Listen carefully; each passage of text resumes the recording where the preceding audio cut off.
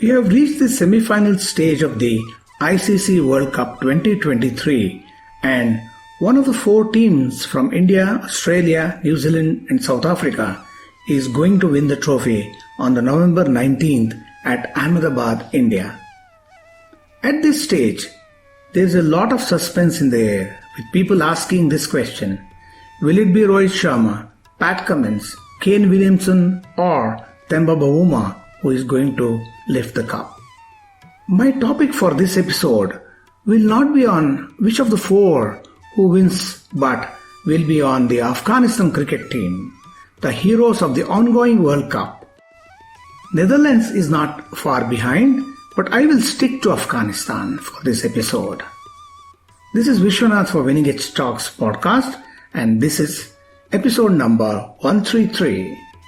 I'm a sports mental conditioning coach, counselor, author, blogger and podcaster.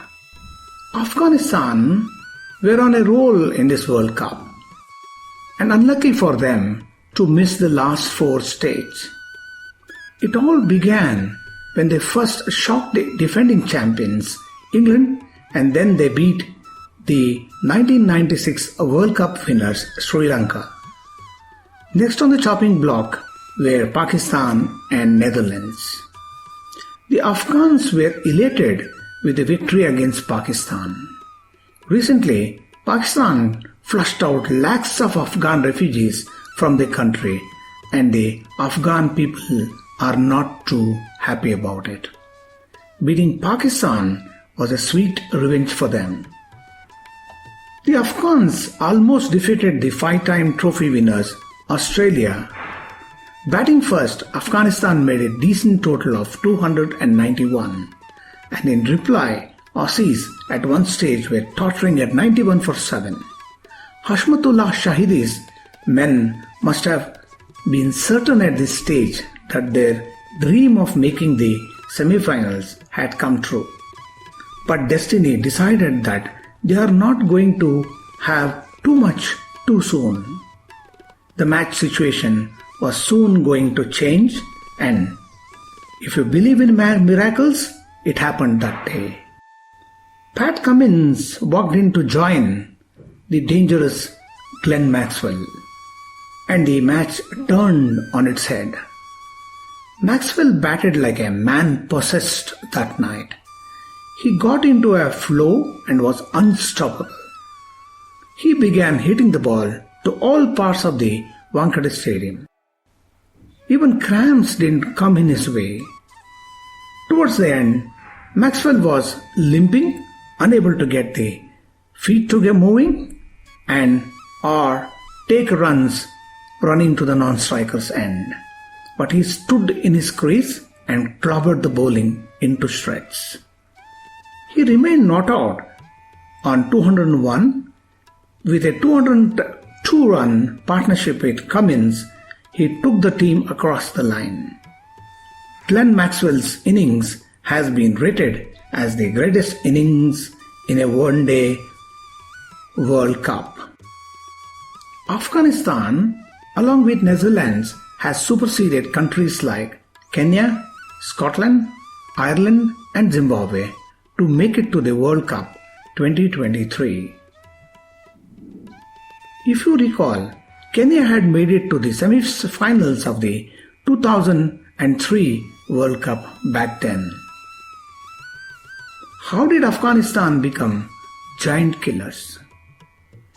The growth story of Afghan cricket is just about 3 to 4 decades old. How did they achieve such rapid strides in World Cup cricket? This is an inspirational story. Wait till you hear it. Cricket made its appearance in this Central Asian country, Afghanistan, way back in 1839. During the Anglo-Afghan War, cricket was played by the British soldiers, but it didn't have any impact on the Afghan people back then. Traditionally, contact sports like wrestling and sports like Baskashi have been the favorite sports among the Afghans. Later, In the mid-80s, during the Russian invasion, Afghani people sheltered in the refugee camps of the northwest frontier province of Pakistan got exposed to cricket. Cricket was very popular in Pakistan by the time. After the 9/11 attack in 2000, the Americans, on receiving intelligence report that Osama bin Laden, the mastermind of their terrorist attack, was hiding there in Afghanistan, they started bombing Afghanistan. Lakhs of people were left homeless, and the Americans created refugee camps for the displaced people. The Americans were concerned with the large number of children going idle, and they wanted to engage them to channel their energy. They discovered that cricket was the most popular sport in Asia. So they supplied the children with bats and tennis balls. And this is how the Afghans took to cricket. And their tryst with the sport began. Taliban, which was dominant even during American occupation, never encouraged any form of sports or entertainment. But since cricket had become a passion amongst the youth, they allowed cricket to be played, but with certain conditions. Recalls former cricket captain Navroz Mangal. He, speaking for the Out of the Ashes documentary, said, "Taliban let us play cricket. If we wore a beard, prayed on time and followed the Sharia law." Afghan cricket grew from strength to strength. They were initially supported by Pakistan, and now India has become the second home of Afghan cricket. In the recent times, the Indian government has built cricket playing facilities for the Afghans at Greater Noida, Dehradun and Lucknow. The stages of the growth of Afghan cricket is another story. Today, Afghanistan is a full member of the ICC and are entitled to play in all the three formats of the game. This in itself is a huge achievement, considering there are 96 associate members waiting to gain full member status. The Afghani growth story is so phenomenal that Ayaz Memon, cricket columnist and commentator writing for the Times of India, says, "In some ways, the Afghan cricket growth story is somewhat Lagan-like metaphor." Those who have watched Amir Khan's movie Lagan would relate to what Ayaz Memon says.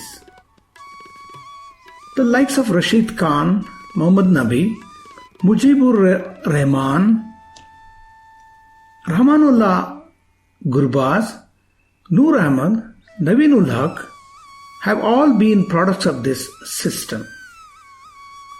The Afghan kids have grown up watching these superstars.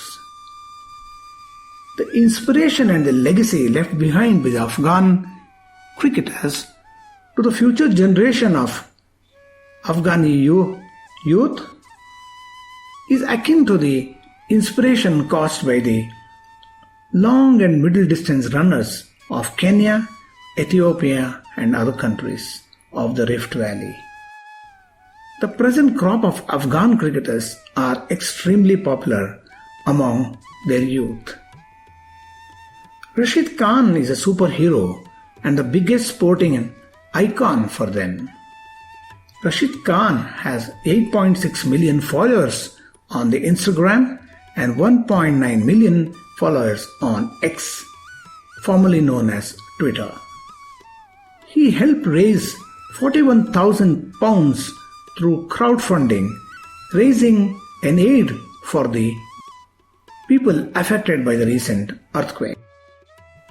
When Rashid Khan went for 4.5 crores in the IPL auction and was picked by the Sunrisers Hyderabad, he lit a million dreams in the hearts of the Afghans. The best batters of the world are wary of Rashid Khan and take no chances with him. Cricket is not just a pastime and hobby for the youth of Afghanistan. It is a means of livelihood and a source to come out of the zone of poverty. Franchise leagues all over the world has been a godsend boon for the Afghan players. I always wonder on how Afghan youth elevated themselves from a modest tennis ball cricket to the present status, and in the process posing a threat to the top cricket playing nations of the world. It is not easy with no proper infrastructure and affordability to buy proper cricket gear. Afghanistan is a country always rife with militancy, terrorism, conflict, wars, invasions and political instability. For cricket to grow and prosper under these conditions to the current status is an inspirational story. To make a psychological analysis of their success story, I would say, growing amidst poverty, chaos, conflict and uncertainty has made the Afghan cricketers mentally tough. I wish to reiterate with this statement: when the going gets tough, the tough gets going. Novak Djokovic, who hails from Serbia, a country that was caught in the crossfires of the Yugoslavian war, has on several occasions recounted in public domain the incidents during the Serbian war and what ethnic conflicts taught him to make him determined and tough. When financial gains coming from cricket becomes the only source of income, man takes it seriously, works hard, makes the necessary sacrifices, becomes determined and keeps persevering till the goal is reached and his dreams come true. This is the story of Afghan cricket. What their predecessors have achieved have made the youth of Afghanistan to believe in themselves, that they can achieve the impossible. Winning the World Cup cricket trophy may be their biggest dream yet. Who knows, it may come true. These are the dreams the Azmats, Nabis, Gurbazes, Rahmans, Noor Ahmads, Nabeenul Haqs and Rashid Khans are made of. When they could do, so can you.